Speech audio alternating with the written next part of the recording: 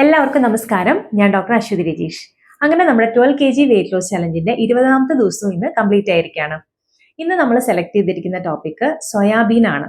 പലർക്കും സംശയമുള്ള ഒരു ടോപ്പിക്കാണ് സോയാബീനെ കുറിച്ച്. ഇതിന്റെ ഗുണങ്ങൾ എന്തൊക്കെയാണ്, എല്ലാവർക്കും കഴിക്കാൻ പറ്റുമോ എന്നുള്ളതൊക്കെ. സോ ഇന്ന് നമ്മൾ ഡിസ്കസ് ചെയ്യാൻ പോകുന്നത് സോയാബീനും സോയാ ചങ്ക്സും തമ്മിൽ എന്തൊക്കെയാണ് പോഷകഘടകങ്ങളിലുള്ള വ്യത്യാസങ്ങൾ.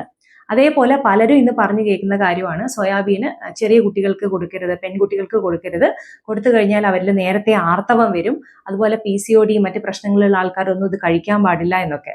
നമുക്ക് ഇതിന്റെ സത്യാവസ്ഥയെക്കുറിച്ചൊന്ന് നോക്കാം. അതേപോലെ അടുത്തൊരു ക്വസ്റ്റ്യൻ ആണ് തൈറോയിഡ് പേഷ്യൻസിന്റെ കാര്യം. തൈറോയിഡ് പേഷ്യൻസ് സോയാബീൻ കഴിക്കാൻ പാടുണ്ടോ, എന്തൊക്കെ കാര്യങ്ങളാണ് ശ്രദ്ധിക്കേണ്ടത് കഴിക്കുമ്പോൾ എന്നുള്ളതൊക്കെ. അപ്പോൾ ഈ കാര്യങ്ങളൊക്കെയാണ് ഇന്ന് നമ്മൾ ഡിസ്കസ് ചെയ്യാൻ പോകുന്നത്. ആദ്യമായി നമുക്ക് സോയാബീന്റെയും സോയാ ചങ്ക്സിന്റെയും പോഷകഘടകങ്ങളൊന്ന് കമ്പയർ ചെയ്ത് നോക്കാം. സോയാബീനിൽ നിന്നും അതിന്റെ ഓയിൽ എടുത്തു മാറ്റിയിട്ടുള്ള ഭാഗമാണ് സോയാ ചങ്ക്സ് ആയിട്ട് നമുക്ക് ലഭിക്കുന്നത്. ഇനി നമുക്ക് 100 ഗ്രാം കുക്ക് ചെയ്തിട്ടുള്ള സോയാബീനും സോയാ ചങ്ക്സും തമ്മിലുള്ള വ്യത്യാസം നോക്കാം. സോയാബീനിൽ 173 കിലോ കാലറീസും സോയാ ചങ്ക്സിൽ 108 കിലോ കാലറീസുമാണ് അടങ്ങിയിട്ടുള്ളത്. പ്രോട്ടീന്റെ അളവ് നോക്കിക്കഴിഞ്ഞാൽ സോയാബീനിൽ 16.6 ഗ്രാമും സോയാ ചങ്ക്സിൽ 11 മുതൽ 12 ഗ്രാമുമാണ് അടങ്ങിയിട്ടുള്ളത്. ഫാറ്റിന്റെ അളവ് കൂടുതൽ സോയാബീനിലാണ്. ഇതിൽ അടങ്ങിയിരിക്കുന്നത് omega-3, omega-6 റിച്ച് ആയിട്ടുള്ള ഗുഡ് ഫാറ്റ് ആണ്. 9 ഗ്രാം ഫാറ്റ് ആണ് ഇതിലുള്ളത്. എന്നാൽ ഓയിൽ മാറ്റിയിട്ടുള്ളത് കൊണ്ട് തന്നെ സോയാ ചങ്ക്സിൽ 0.5 ഗ്രാം ഫാറ്റ് മാത്രമേ അടങ്ങിയിട്ടുള്ളൂ. ഇനി കാർബോഹൈഡ്രേറ്റ്സ് സോയാബീനിൽ 9.9 ഗ്രാമും സോയാ ചങ്ക്സിൽ 8.9 ഗ്രാമുമാണ് ഉള്ളത്. ഇനി ഫൈബറിന്റെ അളവ് നോക്കിക്കഴിഞ്ഞാൽ രണ്ടിലും ഏകദേശം 6 ഗ്രാം ആണ് അടങ്ങിയിട്ടുള്ളത്. കാൽഷ്യത്തിന്റെ അളവ് എടുത്തു കഴിഞ്ഞാൽ സോയാബീനിൽ 145 മില്ലിഗ്രാമും സോയാ ചങ്ക്സിൽ 100 മുതൽ 120 മില്ലിഗ്രാം വരെയാണ് അടങ്ങിയിട്ടുള്ളത്. അയൺ 3.5 മില്ലിഗ്രാം സോയാബീനിലും 2 മുതൽ 3 മില്ലിഗ്രാം സോയാ ചങ്ക്സിലും അടങ്ങിയിട്ടുണ്ട്. സോ ഇങ്ങനെ നമ്മൾ കമ്പയർ ചെയ്ത് കഴിഞ്ഞാൽ നിങ്ങളൊരു ഹെൽത്തി ബാലൻസ്ഡ് ഡയറ്റ് ആണ് ആഗ്രഹിക്കുന്നതെങ്കിൽ നിങ്ങൾക്ക് ബെസ്റ്റ് ഓപ്ഷൻ എന്ന് പറയുന്നത് സോയാബീൻ ആയിരിക്കും.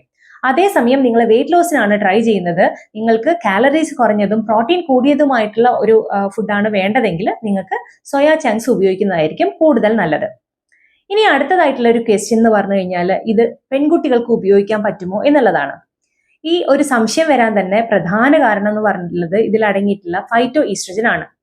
ഫൈറ്റോ ഈസ്ട്രജൻ എന്ന് പറഞ്ഞു കഴിഞ്ഞാൽ നമ്മുടെ ശരീരത്തിലുള്ള ഈസ്ട്രജന്റെ ഘടനയുമായിട്ട് സാദൃശ്യമുള്ള പ്ലാന്റുകൾ അടങ്ങിയിട്ടുള്ള ഈസ്ട്രജനെയാണ് നമ്മൾ ഫൈറ്റോ ഈസ്ട്രജൻ എന്ന് വിളിക്കുന്നത്.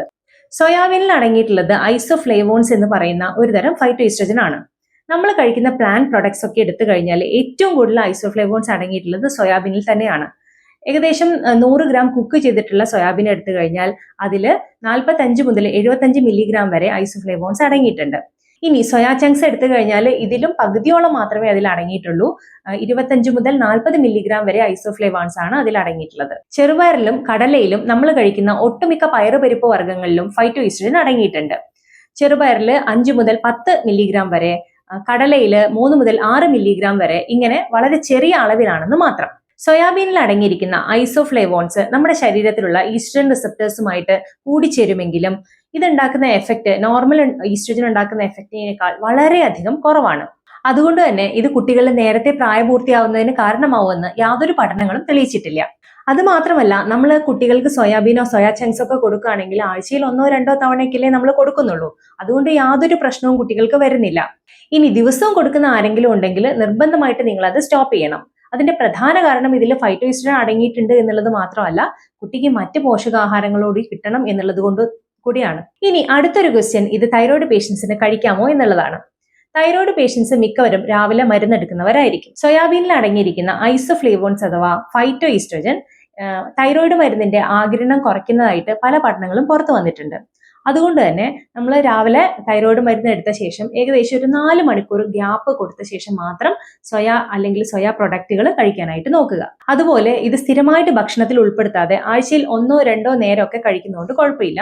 അതുപോലെ ക്വാണ്ടിറ്റിയും ലാർജ് ക്വാണ്ടിറ്റി എടുക്കാതെ വളരെ ചെറിയ ക്വാണ്ടിറ്റി എടുക്കാനായിട്ട് നോക്കുക. 1-2 ടേബിൾ സ്പൂൺ ഒക്കെ നമുക്ക് സോയാബീനോ അല്ലെ സോയാ ചങ്ക്സ് ഒക്കെ എടുക്കാം. ഈ ഒരു രീതിയിൽ കഴിക്കുന്നതുകൊണ്ട് വലിയ പ്രശ്നങ്ങൾ ഉണ്ടാവുന്നില്ല. സോ ഇത്രയൊക്കെയാണ് സോയാബീനെ കുറിച്ച് പറയാനുള്ളത്. ഇനി ഇന്നത്തെ വിശേഷത്തിലേക്ക് പോവാം. രാവിലെ എഴുന്നേറ്റു, 3 ഗ്ലാസ് ചെറു ചൂടുവെള്ളം കുടിച്ചു, 30 മിനിറ്റ് സൂംബ എക്സസൈസ് ചെയ്തു, പിന്നീട് 9 മണിക്ക് ബ്രേക്ക്ഫാസ്റ്റ് കഴിച്ചു. ബ്രേക്ക്ഫാസ്റ്റായി കഴിച്ചത് 2 റോബസ്റ്റ പഴവും 4 ബദാമും 3 വാൽനട്ടും 2 അണ്ടിപ്പരിപ്പും ആണ്. ഇന്ന് കുടിക്കാനായി കൊണ്ടുപോയത് 1.5 ടേബിൾ സ്പൂൺ ചിയാ സീഡിട്ട വെള്ളമാണ്. 11 മണിക്ക് ഒരു ഓറഞ്ച് കഴിച്ചു. ഉച്ചയ്ക്ക് പാലക്കും കോവയ്ക്കയും ക്യാബേജും ചേർത്തുണ്ടാക്കിയ ഉപ്പേരിയും കക്കിരിയും കുറച്ച് മഷ്റൂമും കഴിച്ചു. വൈകിട്ട് 4 മണിയായപ്പോൾ ഒരു റോബസ്റ്റ പഴം കഴിച്ചു. 5 മണിക്ക് 2 പുഴുങ്ങിയ മുട്ടയും ഒരു ആപ്പിളും കുറച്ച് നിലക്കടലയും കഴിച്ച് ഭക്ഷണം അവസാനിപ്പിച്ചു. സോ ഇത്രയൊക്കെയാണ് ഇന്നത്തെ വിശേഷങ്ങൾ. ഇനി നാളത്തെ വിശേഷങ്ങളുമായിട്ട് അടുത്ത വീഡിയോയിൽ കാണാം. നന്ദി, നമസ്കാരം.